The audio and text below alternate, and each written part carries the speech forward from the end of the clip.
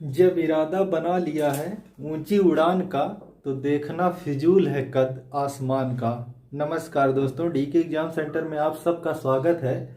आइए आज जो है पढ़ते हैं हम संज्ञा के बारे में।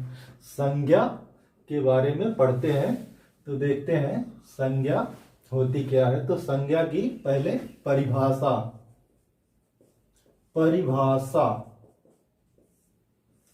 तो परिभाषा में हम चार चीज सम्मिलित करते हैं।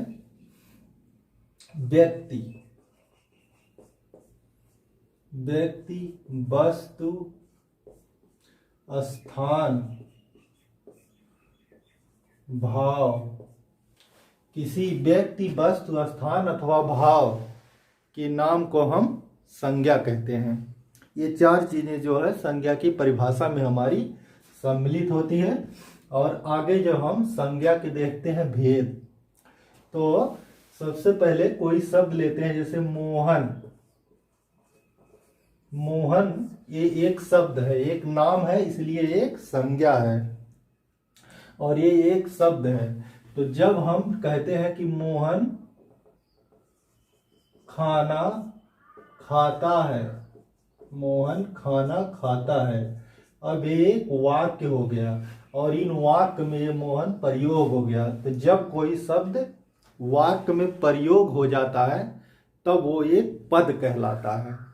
दोस्तों, वाक्य में जब कोई शब्द प्रयोग हो जाता है तो क्या कहलाता है? वो शब्द जो है पद कहलाता है। तो पद जो है, देखो अब एक खाना एक शब्द है, लेकिन अब इसमें प्रयोग हो गया खाता, ये सब क्या हो गए? पद हो गए। तो जो पद होते हैं हमारे पद, ये पद जो हमारे दो प्रकार के होते हैं। एक विकारी, विकार के आधार पे पद दो प्रकार के विकारी, एक होता है अविकारी। तो देखिए, विकारी और अविकारी। तो विकारी शब्द वे होते हैं जिनमें लिंग, वचन या कारक किसी आधार पे परिवर्तन हो सके, उन्हें हम विकारी शब्द कहते हैं। जिनमें लिंग, वचन, कारक के आधार पे परिवर्तन ना हो उन्हें हम अविकारी शब्द कहते हैं। जैसे लड़का, इसको क्या लिख सकते हैं इधर? लड़की। अब देख रहे हैं आप, लड़का का इधर लड़की हो गया, यानी ये लिंग के आधार पे इनका लिंग दोनों का चेंज हो गया, इनमें परिवर्तन हो गया। फिर यहाँ पे लड़के को कह सकते हैं, लड़का को लड़के। देख रहे हैं आप, इसका यहाँ पे क्या हो गया? वचन चेंज हो गया। ये एक वचन था, यहाँ पे कई बहुवचन हो गया। तो इस तरह से लिंग के आधार पे परिवर्तन, इधर वचन के आधार पे परिवर्तन। उसी तरह कारक के आधार पे परिवर्तन हो तो उसे जो है इन तीनों में से लिंग, वचन या कारक में से किसी आधार पे भी परिवर्तन अगर हो रहा है तो ऐसे शब्दों को विकारी शब्द कहते हैं। कारक के आधार पे परिवर्तन, जैसे मोहन खाना खाता है, तो यहाँ पे कोई एग्जाम्पल दूसरा लेते हैं। मोहन ने खाना खाया। तो यहाँ पे मोहन क्या है? कर्ता कारक। मोहन ने कर्ता कारक। और फिर उसके बाद यहाँ पे हो जाए राम ने मोहन को मारा। तो जो है यहाँ पे अब मोहन कौन सा कारक हो गया? कर्म कारक हो गया। इस तरह से कारक के आधार पे परिवर्तन हो रहा। तो इस तरह से तीनों प्रकार के परिवर्तन हमने समझाया आपको।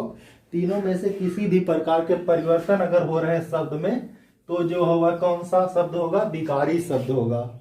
लेकिन कुछ शब्द ऐसे होते हैं जिसमें कोई परिवर्तन नहीं होता, चाहे जिस आधार पे करना चाहे। जैसे और, धीरे धीरे, धीरे धीरे, और यदि, ये शब्द क्या है? इनमें कोई परिवर्तन नहीं होगा किसी आधार पे। ना इनका वचन चेंज होगा, ना इनका कारक चेंज होता है, ना ही इनका जो है लिंग चेंज होता है। तो ऐसे शब्दों को अविकारी शब्द कहते हैं। तो जो विकारी शब्द हो गए हमारे, ये होते हैं चार प्रकार के। कौन कौन? संज्ञा, सर्वनाम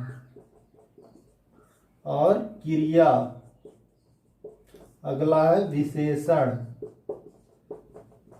आपको समझ में आ गया होगा संज्ञा हमारा कहाँ से है। ग्रामर में, हिंदी व्याकरण में संज्ञा कहाँ पे है, तो संज्ञा यहीं पे है। हम यही समझाना चाह रहे थे आपको। और इसी आधार पे अविकारी शब्द भी 4 प्रकार के होते हैं।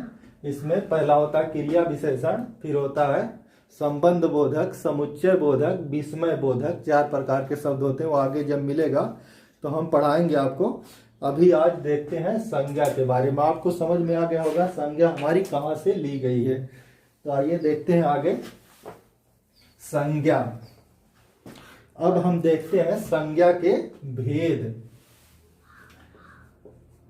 संज्ञा के भेद, संज्ञा के भेद। तो देखते हैं संज्ञा के भेद कितने होते हैं।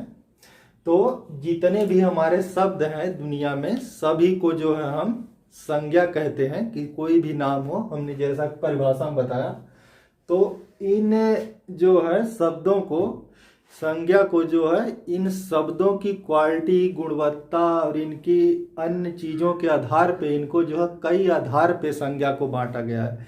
जैसे जो है गणना के आधार पे शब्द 2 प्रकार की संज्ञा होती है, एक गणनी, एक अगणनी।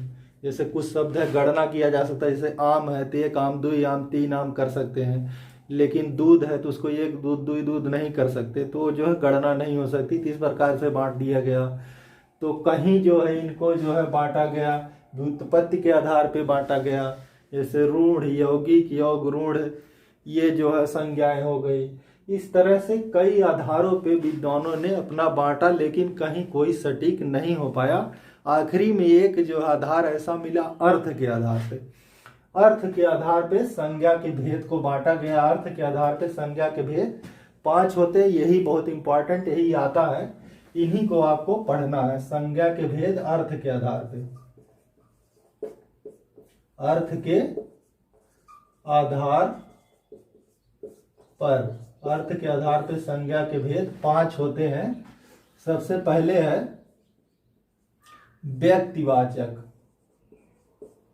व्यक्तिवाचक। दूसरा है जातिवाचक, जातिवाचक संज्ञा। तीसरा हमारा है भाववाचक,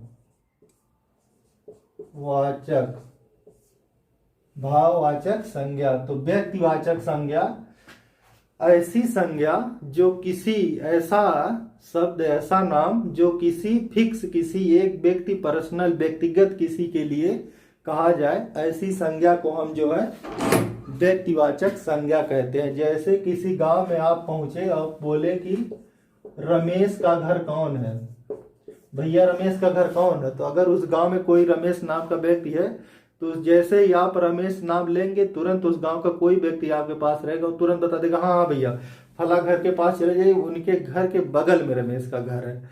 यानी किसी व्यक्तिगत के लिए ये आया, इसलिए ये क्या है, व्यक्तिवाचक संज्ञा। यानी कि कोई फिक्स नाम जो है वो व्यक्तिवाचक संज्ञा हो गई। इसी तरह रमेश, गणेश, महेश, सीता, रीता, गीता, गंगा, इस तरह से व्यक्तिवाचक संज्ञा हो जाती है हमारी।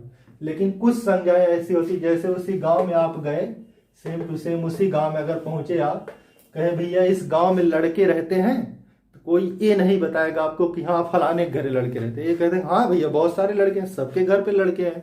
यानी तो लड़के शब्द क्या कर रहा है, सारे गांव के लड़कों का बोध कर रहा है। इसका मतलब ये हो गया, ये लड़के की जाति का बोध कर रहा है। यानी लड़का शब्द क्या हो गया हमारा, ये हो गया जातिवाचक संज्ञा। उसी तरह नदी, नदी जो हमारी क्या हो गई, जातिवाचक संज्ञा हो गई। जबकि इसकी जगह गंगा नदी, गंगा नदी क्या हो जाएगी हमारी, व्यक्तिगत व्यक्तिवाचक संज्ञा हो जाएगी। क्या है, क्योंकि गंगा नदी सिर्फ एक नदी के लिए, जो ऐसी नदी वही नदी जो गंगा नदी है। जबकि नदी सारे पूरे विश्व में जितनी नदियां, सबको नदी कह सकते हैं। तो इस तरह से जो आप समझ गए होंगे हमें लगता है। जैसे हम लिखे एक नाम और लिखते हैं इसमें, तुलसीदास, तुलसीदास ये एक प्रकार के कवि हैं। और यहाँ पे लिखे खाली कवि, देखिए कवि जो है पूरी कवि जाति का बोध करा रहा, सारे कवियों को कवि कहा जाएगा, लेकिन तुलसीदास के लिए तुरंत हम जान गए कि हाँ जो रामायण लिखे थे तुलसीदास उनके बारे में कहा जा रहा है, तुलसीदास। तो इस तरह से जातिवाचक संज्ञा और व्यक्तिवाचक संज्ञा आपको समझ में आ गई होगी। अब जो है भाववाचक संज्ञा, कुछ नाम जो ऐसे होते हैं जिनको लेने से सिर्फ हमें कोई भाव उत्पन्न होता है, उसमें कोई गुण उत्पन्न होता है, उनका कुछ अवस्थाएं उत्पन्न होती है, ऐसे नाम को हम जो है भाववाचक संज्ञा कहते हैं। जैसे देखिए भाववाचक संज्ञा में है बुढ़ापा,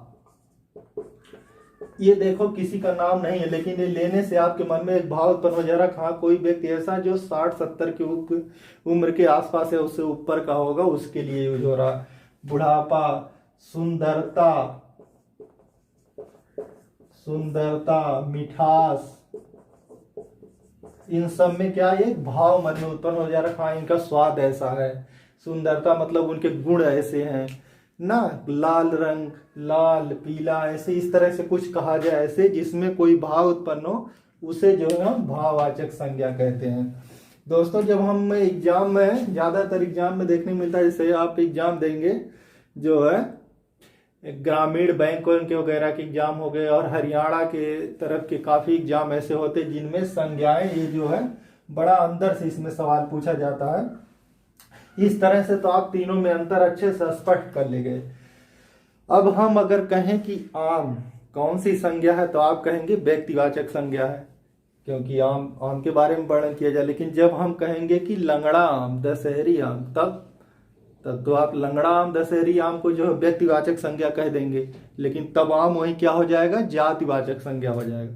तब ऐसे जगह हमारा मामला फंस जाता है कि ये संज्ञाएं कौन सी होगी। जैसे जो है अब आया कोयला, तो कोयला एक हमारा जातिवाचक संज्ञा है, क्योंकि सारे कोयलों का बोध करा रहा है। लेकिन कहा जाए कि झारखंड का पिटवा, झारखंड का कोयला, तब झारखंड का कोयला एक फिक्स हो गया, वहीं वाले कोयला। लेकिन कोयला हर जगह का कोयला हो गया, भारत का कोयला, विदेश का कोयला, कहीं कोयला हो जाएगा, तो जातिवाचक हो जाएगा। इस तरह से आप क्या करेंगे, ऐसे जगह पे फंस जाता है मामला। तब ऐसे जगह आप उस वाक्य को देखेंगे कि उसमें प्रयोग कैसा हुआ है, उस आधार पे उसकी संज्ञा की व्याख्या करेंगे। इसी वजह से जो है ये मामला बीच में फंसने लगा, जब ये नहीं अच्छे से क्लियर हो पा रहा था। इसीलिए जो है जो जातिवाचक संज्ञा है, इसके जो है दो अन्य भेद कर दिए गए, दो अन्य रूप में बांट दिया गया। और एक बांट दिया गया पदार्थ या द्रव्यवाचक संज्ञा, द्रव्य या पदार्थ वाचक संज्ञा। जैसे इसमें पदार्थ या द्रव्यवाचक संज्ञा में होते हैं हमारा कोयला, कह सकते हैं कोयला, मिट्टी, सरिया, गिट्टी, बालू, मोरंग, दूध, इस तरह से जितने भी मटेरियल हमारे होते हैं सब क्या इसमें आ जाएंगे, द्रव्यवाचक संज्ञा में या पदार्थवाचक संज्ञा में आ जाएंगे। और दूसरा हमारा होता है समूहवाचक संज्ञा, समूहवाचक संज्ञा, ऐसी संज्ञा जिसमें समूह का निर्माण हो। जैसे सेना, अब सेना में एक व्यक्ति तो होता नहीं, कई व्यक्तियों के समूह से एक सेना बनती है। सेना हो गया दल, दल हो गया गुच्छा, गुच्छा, इसी तरह के बहुत सारे शब्द आपको मिलेंगे आगे देखने के लिए। जैसे इसमें और सारे शब्द देखें, हमें ध्यान में नहीं आ रहा है, देख लेते हैं क्या शब्द हैं। और इसमें जो है संज्ञा के भेद में गुच्छा, समूहवाचक संज्ञा, सेना, मेला, इसमें हो जाएगा मेला। देखो इस तरह से बहुत सारी संज्ञाएं मिलेंगी आपको। मेला हो गया, झुंड हो गया, सभा हो गई, दल हो गया, गिरोह हो गया, परिवार, परिवार, इस तरह से सब क्या है, समूहवाचक संज्ञाएं हैं। और इधर क्या हमारी द्रव्यवाचक संज्ञाएं हैं। तो इस तरह से संज्ञा हमारी 1, 2, 3 और ये 4 और ये 5 प्रकार की संज्ञा हमारी। संज्ञा के भेद कितने होते हैं? 5 भेद होते हैं जो आपके सामने हैं। अब कभी कभी जो है, जैसे ध्यान दीजिए, एक हम लिख रहे हैं वाक्य, उसमें से पूछा जाता संज्ञा क्या होती है। जैसे लिखा जाए परिवार के बारे में, मेरा परिवार सभ्य है। मेरा परिवार सभ्य है, इसका मतलब ये हुआ कि मेरे परिवार में जितने सदस्य हैं वो सब क्या है? सभ्य है, अच्छे हैं, संस्कारी हैं। एक एक सदस्य के बारे में कहा जा रहा है। तो इसका मतलब यहाँ पे परिवार क्या हो गया? समूहवाचक हो गया, एक समूह का बोध कर रहा है। इसलिए यहाँ पे परिवार क्या है? समूहवाचक।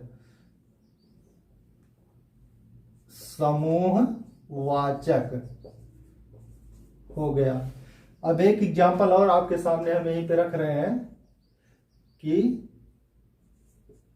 लखनऊ के सारे परिवार धनी हैं। लखनऊ के सारे परिवार धनी हैं। अब यहाँ पे लखनऊ के सारे परिवार, अब लेकिन उसमें कहा गया लखनऊ के मिश्रा का परिवार, तो हो जाएगा, क्या हो जाएगा? एक फिक्स के लिए कह दिया गया, तो परिवार वहां समूहवाचक हो जाएगा।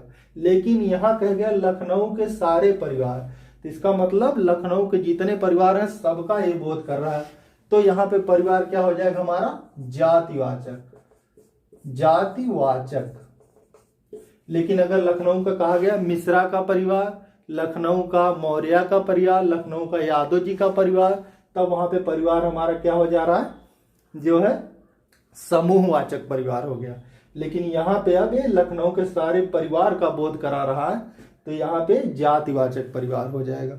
इस तरह से जो है शब्दों के प्रयोग में जो है हम देख करके उनकी संज्ञा का पता लगाएंगे, तो हमारी संज्ञा गलत नहीं होगी।